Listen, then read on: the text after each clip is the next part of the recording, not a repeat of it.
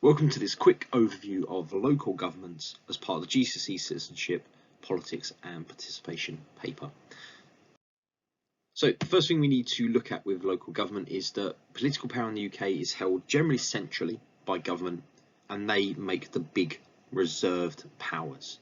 But over time, a lot of the UK government, the central government powers, have been devolved initially, obviously, to local areas, and obviously then from 1997 devolved out to the regions, so Scotland, Northern Ireland and Wales.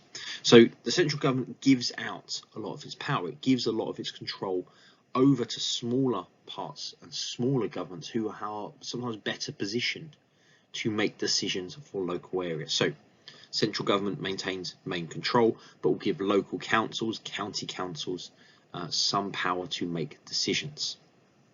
And again, we mentioned about greater devolution that's been taking place, giving Scotland, Wales, Northern Ireland devolved powers, but also introduction of different roles such as police and crime commissioners. So central government, just as a reminder of what it does, MPs take their local issues to the UK Parliament. They focus on the whole UK, covering big national issues, making big policies and laws that apply to the whole country using those reserved powers.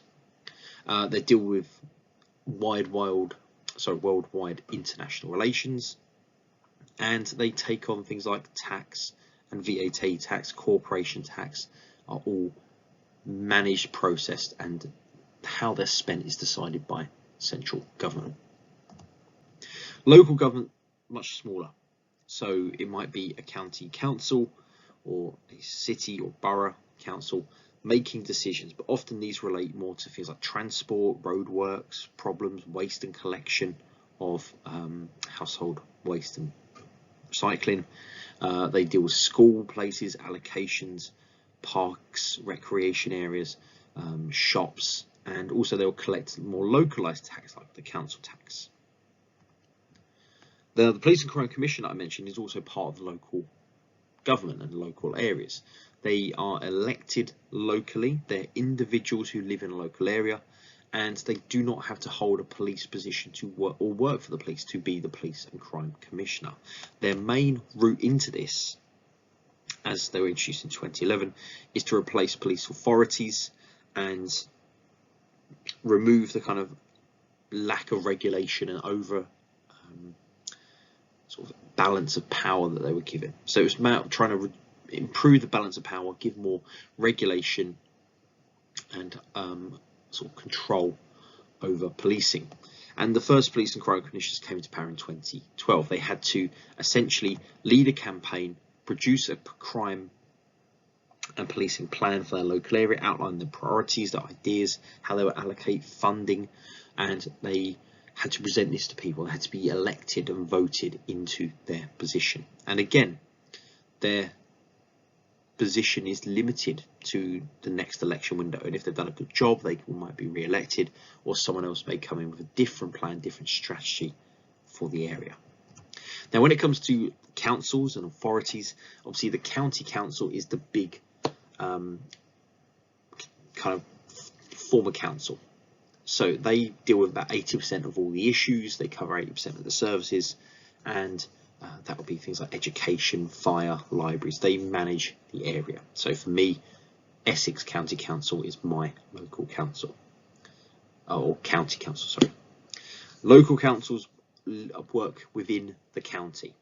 So a county is often broken into lots of different areas. These may be districts, boroughs, or unitary authorities, but essentially they manage a much smaller area. They deal with the other 20% of services, like the collection of council tax, the housing, sort of infrastructure and planning, the leisure areas, refuse collection, plannings. That's their main responsibility. Parish and town councils are even smaller. They're generally linked to a specific area. They're often very specific local services they deal with, like allotments, parks, community centres. London has boroughs, 32 of them in fact, and a metropolitan district is a much bigger city area, which act like a unitary authority, but much bigger than your local council unitary authority.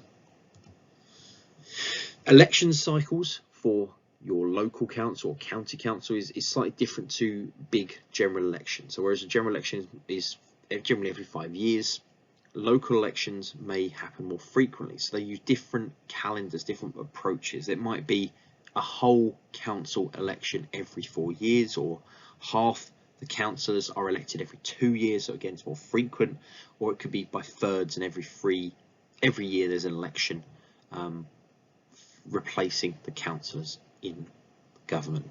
So election cycles differ for the local councils, and again, but it's a much smaller voting area compared to maybe bigger national elections. The other thing local councils do is they collect different types of tax. They have different types of spending. So a local government gets 61% roughly of its budget from central government. So the UK central government give county councils about 61% of their budget, and this money is used to pay for things like schools, helping the vulnerable, housing, accommodation. So again, most councils will probably receive similar amounts of income from government to cater to the needs in that area. Business rates come from about 17% again of budget. Now these are collected by the local council, they're given to central government kind of add it all up, and then they divide it out and give it back to the local communities. And then council tax is the final 22-ish%. And again, these are collected, depends how your council collects them. It could be every month, it could be quarterly, yearly, but essentially the council collects council tax from houses, from residents, based on the size and location of their home. And this is how, again, local services are generally sort of have their funding topped up. Now, there is issues that, you know, the central government put limits on council tax levels, and they've held caps on them to keep tax in a certain level, which can sometimes be difficult when the level of need grows in an area and the council can't raise the tax to cover the costs. But as I say, these are the ways in which councils receive their funding. As I say, very brief overview of local authorities, local councils, but hopefully this has added a little bit of clarity to what they do. As always, thanks for watching.